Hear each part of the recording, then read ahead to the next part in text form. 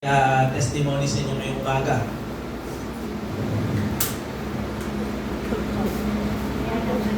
Okay, yan. Thank you.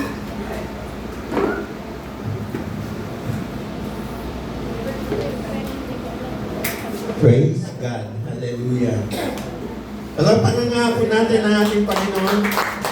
Yan. Parang ano ay pag kinakount ko 2, 4, 6, 8, 10, 12, pag 13 ako, hindi lang po pag 13 ako. Pero, rin ng Panginoon sapagkat unang-una sa lahat, nakarating kami ng Mindanao, pagkatapos nakabalik ng mapayapa, pero ang lahat sa lahat, parang yung aking nararamdaman ay nanumbalik na yun. Wala na yung gaanong ibang tawag dito na nagkakaproblema ka dahil yung naramdaman mo, yung dati yung mga sakit. Hirap pala nun. Kasi ang bumabagabag sa'yo ay yung isipan mo tungkol sa sakit. Yun ang pinakamayon. Kasi isipin mo, pag nararamdaman mo na yung sakit, yung parang inaatake ka, parang iniisip mo, mayroon pala yung gano'n. Pero nagpapasalamat ako sa Diyos dahil pagpunta ko dun sa Mindanao, dun sa bayan ni Sister, yung aking aking isipan, yung talagang nag-rewind. Alam niyo po, una sa lahat, natutuwa ako dun sa lahat ng pinuntahan namin. Yung kapatid ko ni Sister Lina, 3 years niya lang. 3 years. 4 na church yung naitayo niya. Siya lang yung mag-isa. Siya lang yung nag-start. Pero ang pinakamababa na attendance nila every week is 70. Sa 4 na church. Yung isa, maabot ng 100. Yung sa TV. Sabi ko sa kanya, bayaw, kasi God, kaya mo pa ba ito? Hindi nakapag. Talagang nakita ko yung church ko talaga. Sabi ko, galing, sabi ko, ganyan. Talagang yung bayaw talaga, yung diabo talaga. Yung ministry talaga. Sabi ko, ilang beses ka nang nagpalit ng gulong ng yung sasakyan niya. Para doon gamit na gamit. Kasi almost every day, malakad ka yung sa mga churches na naitayo. Yung mo, 4 na church. 4 na church.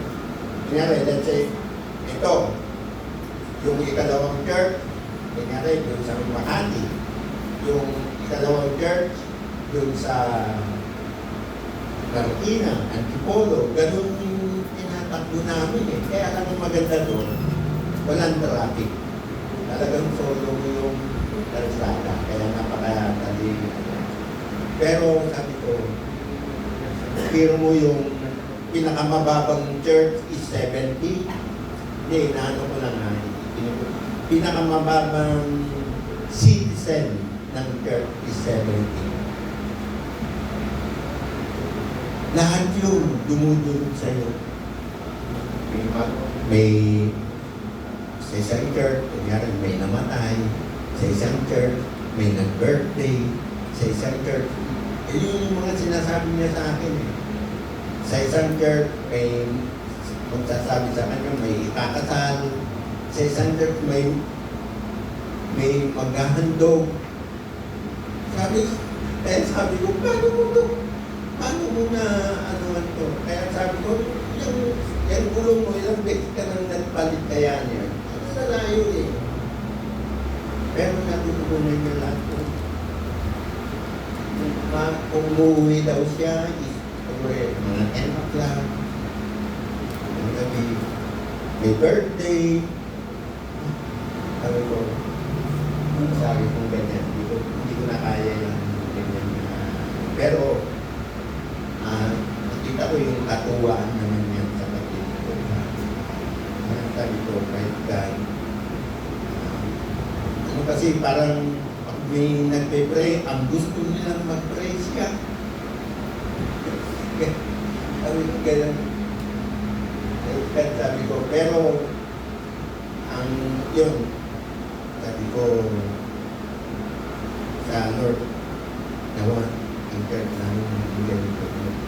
Kahit man lang, yung kasi unang pinagpalitsan ko doon, pagdating niya, umabot na ng 100. Pero nung nag-print pa ako doon, ang church na attendee, na uma-attend lang doon, mataas na yung 20.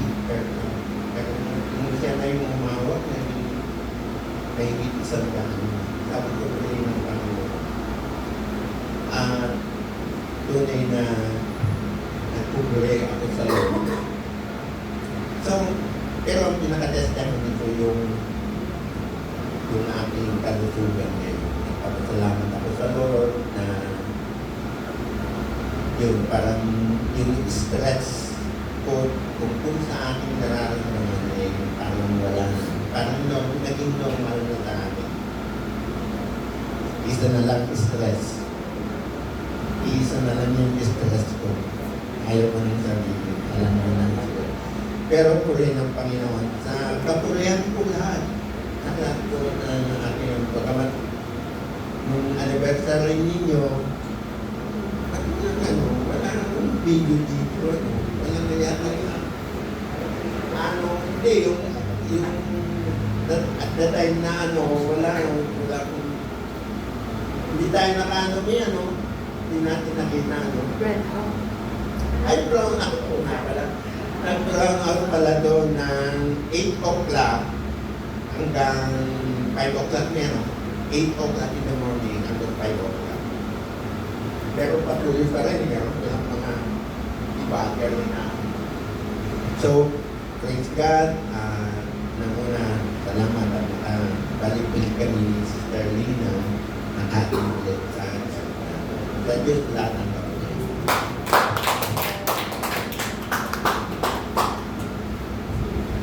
Okay, amen. Ganda po yung testimony ni Papa about health, restoration. So, we all want yung ganong klaseng testimony. Okay? Sige, so meron pa po ba? Okay. So, dito lahat yung magte-testimony ngayong umaga. Hindi ko po alam kung dapat kong ipagpatotoo. Ako, kumaunti tayo, no? Yung anniversary, ang dami natin. Ito pong ipagpapatotoo ko, hindi ko alam kung pagtatawanan niyo ko or dapat ko bang ipagpatotoo. Yung emotional healing na nirequest ko sa women's, alam ko kaya ko yun. Kaya namin ni Lord yun. Kaya hindi ako nag-aalala doon. Pero ito yung patotoo ko ngayon, baka pagtawanan niyo ko. Kasi, siyempre, sa amin po, sa family, sa amin, mabigat yun.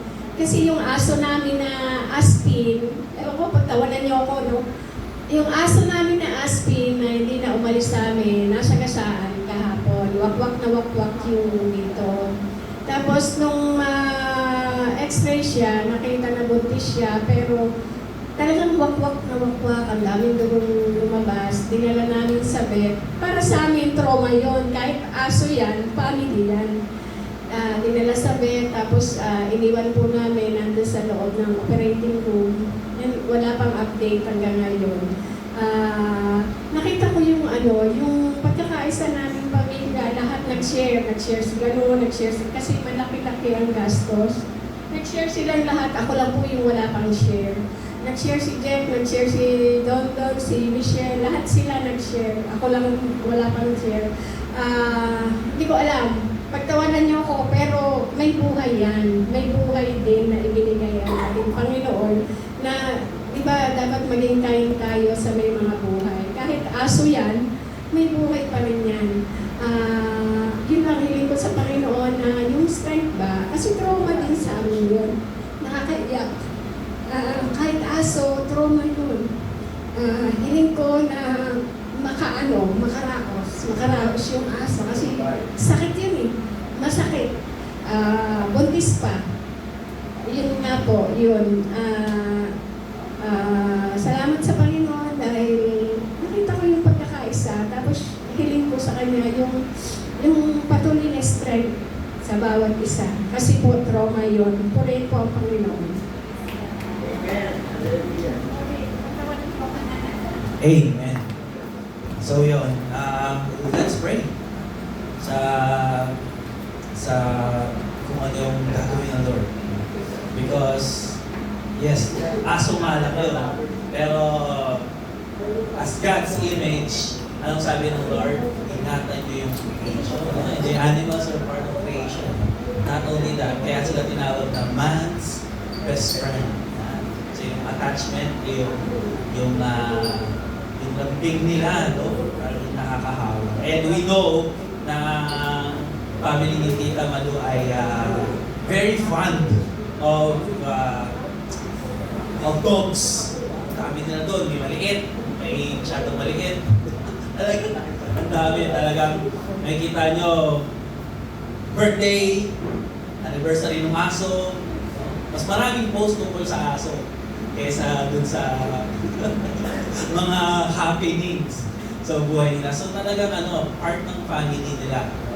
And let's pray. Let's weep with Ninang Malu.